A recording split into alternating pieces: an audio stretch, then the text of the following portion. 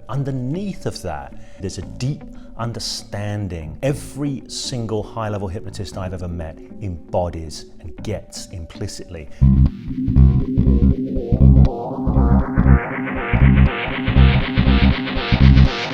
Hey, how's it going? This is James Tripp with a video for James Tripp Chaos Wave and Hypnosis Without Trance. We are looking at how a hypnotist holds an outcome. Now, very recently I put up a video on co-creative technique, may even be the last video that I put up depending on the order sequence you see these in, where we looked at working with what comes up. Whatever comes up from the client, we can work with it, we can create with it, we can move forward with it. And this is phenomenal stuff, phenomenal skills to be able to develop. But underneath of that, I'm going to suggest to you there's a deep understanding that I think every single high-level hypnotist I've ever met embodies and gets implicitly. This is the kind of inner game side of things. I'm going to share what that is with you in this video so as you can accelerate your learning towards it. I also want to say though that this goes beyond hypnosis, completely goes beyond hypnosis. So this is worth highlighting here. I will say the other day when I announced the 50% off sale with Hypnosis Without Trance, I'll mention right now that that's closing tonight, probably if you see this video when it goes out, midnight 23rd of June 2019.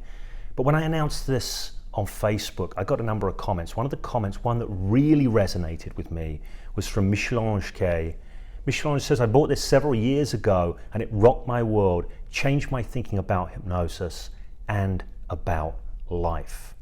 One of the things I love about hypnosis is a path to mastery in life in general. If you really lean into it, you can learn profound things from hypnosis about more effectively creating the life that you want effortlessly and easily. So what I'm sharing here, whilst this is going to relate to doing hypnosis, getting hypnotic phenomena, it also relates profoundly to more effectively creating the outcomes that you want to get happening in your life. So let's start by looking at this from the perspective of achieving hypnotic phenomena with somebody. You're a hypnotist, you're working with somebody, you want to help them manifest an experience through their neurology. Now, obviously, in order to guide them, in order to lead them, in order to facilitate them effectively, you need to know where you're going. You have to have clarity in vision. You have to have a good sense of where you're going. Without that, you're kind of rudderless, so this is an important thing.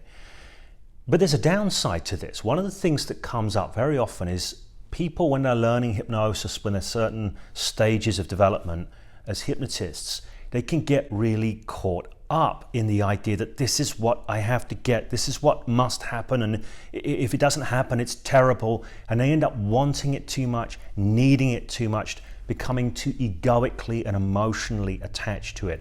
And this is a problem. This is a problem because it stops you being effective in getting what you want. It brings the wrong kind of vibes and unconscious communications to it. It just messes the whole thing up. So how do you do this? How do you both hold something as vision and yet be free to maneuver around it? I want to share with you here a story of Errol Flynn, the swashbuckling actor Errol Flynn, being interviewed many years ago. He was asked, Errol, how do you hold a sword properly? He's fantastic with a sword. How do you hold a sword properly? And Errol Flynn said, the trick to holding a sword is that you hold the sword like you would hold a baby bird. Not so loose that it will fly away, but not so tight that you will crush the life out of it. Now, this is a profound piece of wisdom when it comes to relating to outcomes, relating to goals. It counts in hypnosis, it counts in life. You want to get this focus craft mastered so you can hold on to a vision, you can connect with a vision, you can hold it just tight enough that you keep hold of it, but it's still got the maneuverability in it.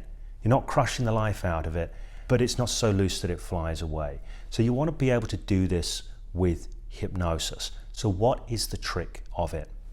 Now, I believe that if you study hypnosis long enough, and if you do hypnosis long enough, this is the important thing. You will get this in the end. You will yield this by default. You will get the wisdom of it in your body. But what I want to offer you here are some hacks to shortcut yourself towards it, some inner game stuff that's going to help you get to that point quicker. And I'm going to offer it to you in terms of a few mantras. And the first one is, I'm going to invite you to downgrade what you want to get happening to a preference rather than a need.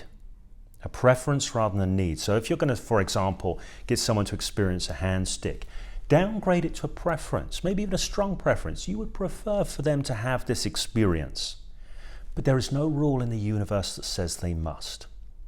If you start shifting the way you look at the people you're working with, you start respecting their sovereignty, respecting their individuality, respecting their autonomy, respecting that there are an infinite variety of different possible outcomes in the world, and there's no rules that says any of them have to be the way you want them to be. They can be however they will be. Whatever will be, will be. You just let it be. It's okay. So this is the first point, is downgrade it from a need to a preference. Also recognize, you know what, whatever happens, life keeps rolling. You're going to wake up the moment afterwards and say, yeah, look, there it goes. You're going to shrug. You're going to continue to live your life. It's actually no big deal. So this is a first formulation, shifting it from a need to a preference. So remember this, here's a mantra I'll offer you. Check it out. When you're thinking about doing some hypnosis with someone, you can say, it would be interesting and fascinating to get this hand stick, for example, here. But there's no rule in the universe that says this has to happen. Whatever happens is okay. It's all the way that it was meant to be. So here's one formulation. Another way of thinking about this is what a good friend of mine, Marcus Oakey, calls the philosophy of no big deal. If you can embody the philosophy of no big deal, then you're free. Now, I want to be cautious here. Remember, we want to hold tight enough that it doesn't fly away. So we don't want to be blasé. We don't be like, yeah, whatever, I can't be bothered to do this. We still want to have our focus, our attention, so we can drive that with the fuel of curiosity and fascination and interest and wonder and all of these things, rather than fueling it with the energy of neediness and desperation and fear and something to prove and all of that. So we want to fuel it with the right kind of mental states. And we want to let it be free to unfold the way that it does. We want to keep our focus there, but have it driven from these, what you might call high vibration states. Now, the philosophy of no big deal is a place to connect to if you find yourself too attached. If you find yourself too detached, you're going to have to do something different to focus in, because it's finding this sweet spot. So another way that you might want to maneuver into a place of grounding and groundedness with this is to recognize that whatever happens, all is well. All is well. All is well in the world. Everything keeps turning. Everything keeps rolling. All is well, and all manner of things will be well. All manner of things will be well. What this does is it frees you up to unhook and just be really present with what's happening, really present with what's unfolding, with your guiding vision in place, and a sense of curiosity and creativity and playfulness that can help you steer things towards that outcome. So I just glanced up at my board because I remember I wrote up there, magic is the ability to dance reward and fulfillment out of life.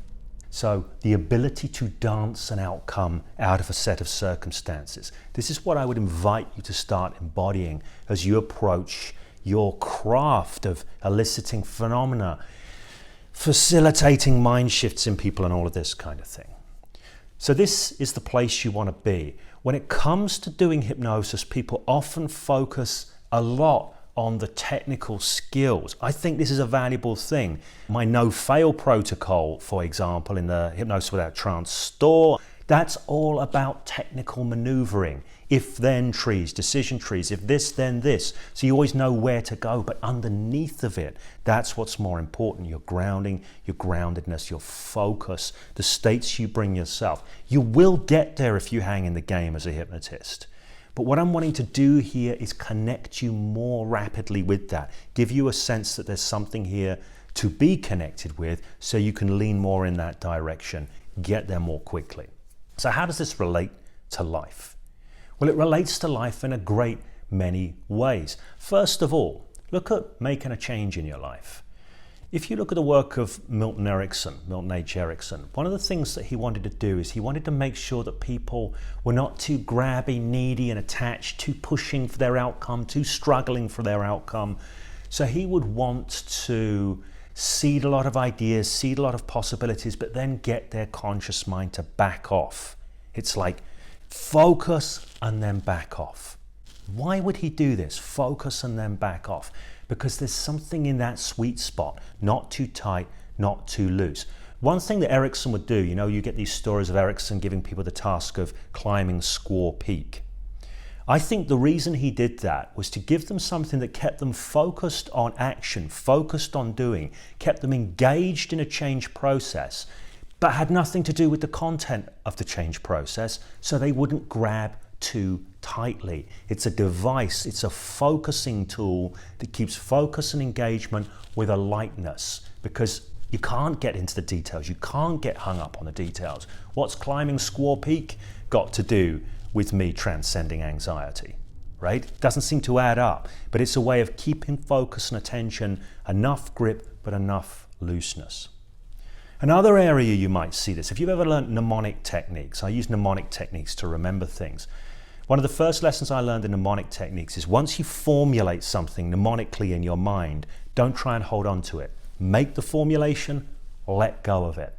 This works so much more effectively than trying to keep hold of the formulation that you've made to remember the thing. Because if you're remembering several things, it's not going to work anyway. You can't hold all the formulations consciously. So when I was learning mnemonics, I was taught, make the formulation in your mind, let it go. Just let it be. Trust that it's going to come up when it needs to. And it does. It's a powerful thing. It does. You make the formulation, do you let go? Some people in the world of more formal magic will use things like sigils. One of the ideas when you create a sigil is you put so much into creating it, so much energy into creating it, so much vision into creating it. And when you've created it, the idea is, a lot of schools will teach you, you leave it, you put it away, maybe you look at it from time to time, but you don't really spend a lot of time hanging on to it. You can back away from it. Some people might recommend putting it in a drawer, getting rid of it, maybe letting it come into your vision occasionally to reconnect you, but you don't want to grab too hard. Again, not too tight, not too loose. You get this in so many areas. People who are too rigid about achieving goals, they lose a lot of the generative, creative, non-linear dynamics that are going to end up realizing that goal a lot more effectively in a way that's perhaps upgraded from the original vision.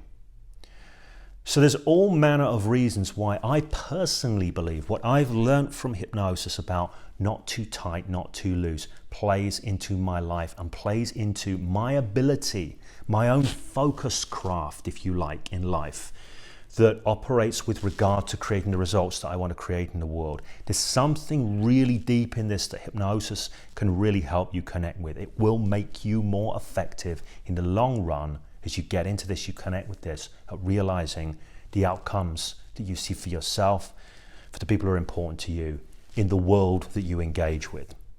So, this video, I hope has got something for you, whether you're just interested in being more effective at getting hand sticks, amnesia, hallucinations, this kind of thing, or whether you're looking to realize more of what you want in your life. If you like the video, please do give it a thumbs up. Please do like the video. If you are looking for more insights on using your mind to shape your life, NLP, hypnosis, mind tech, beyond, subscribe to the channel, hit the notifications bell. There is a comment section below.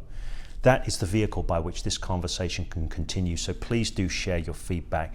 Please do ask your questions. And until we next connect, keep on using your mind to shape your life.